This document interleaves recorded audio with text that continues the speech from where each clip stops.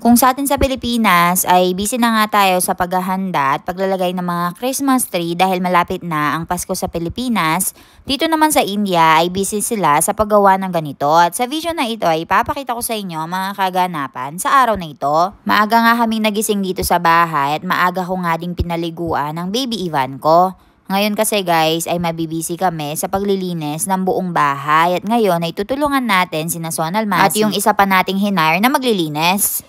Hi guys! Good morning! Another day, another vlog. So for today, ko-continue lang natin yung paglilinis natin ng buong bahay. Kahapon nga guys ay natapos na nga namin ng paglilinis ng second at third floor at this time naman ay dito kami sa baba. Si Sonal Masi nga dito ay tinatapos na yung regular work niya at mamaya nga ay mag-uumpisa na kami sa paglilinis ng mga containers at pag-aagiw. Para nga i-general cleaning o malinis yung buong bahay namin guys ay nagsispend talaga kami ng halos 3 araw. Dahil nga maghapon si Sonal Masi dito at yung isa pang kinuha naming maglilinis ay syempre separate yung bayad natin sa kanila.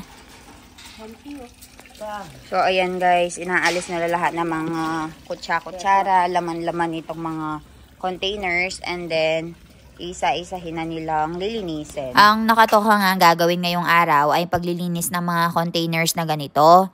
Diba nga guys, nasabi ko sa inyo na ang mga Indiano talaga ay napakaraming mga lalagyanan na ganito at isa nga ito sa pinakamatrabaho.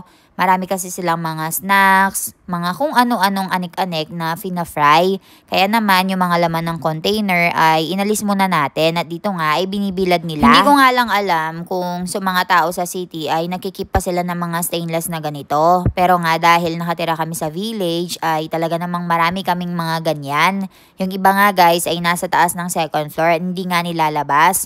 Dahil sobrang dami nga nagbigay noong kasal nga daw ng binan ko, kaya naman ay sobra-sobra yung sa amin at yung iba nga daw ay binenta na nila. Ang dahilan nga guys kung bakit naglilinis ang mga tao dito sa India ng buong bahay nila ay dahil papalapit na nga yung tinatawag nilang Diwali. Kung sa Pilipinas nga guys ay meron tayong inaabangan na Pasko at Bagong Taon, dito naman sa India ay meron silang Diwali at New Year. Kailangan nga daw nilang linisin yung mga bahay nila dahil mag-New Year na rin at panibagong start nga daw ng taon kaya naman dapat ay malinis. Habang hinuhugasan nga ng isa yung mga lalagyanan, yung isa naman ay nag-aagiw. At nung matapos nga yung pag-aagiw at matuyo yung mga containers ay saka na nga nila nilagay dito. Kami naman ng binan ko ay inayos yung mga cabinets at tinupe yung mga damit. Inayos yung mga papel-papel at pinagtatapon. Kayo ba guys, kapag nag-general cleaning kayo, ano-ano yung pinaka nililinis nyo at saan talaga kayo nagtatagal?